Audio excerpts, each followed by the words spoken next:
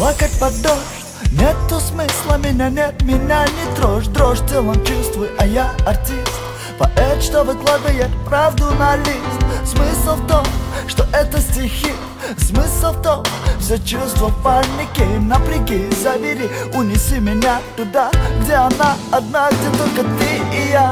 Не хочу видеть, не хочу слышать, плакать не хочу, менять, что-то двигать.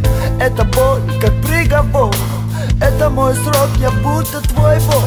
Потерять прошлое где-то в будущем, менять не пытайся, я буду таким.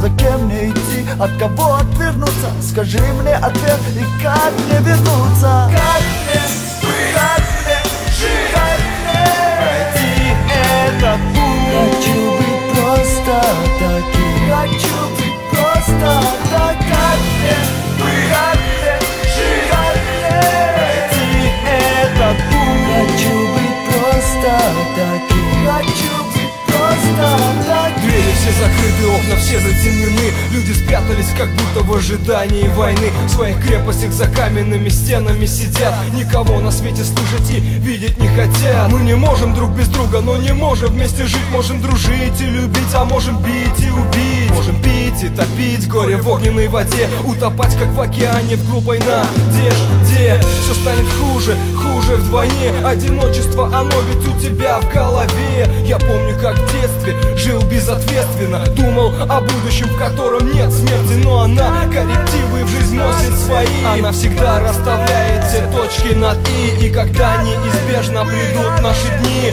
я очень надеюсь, что мы будем не одни. Как мне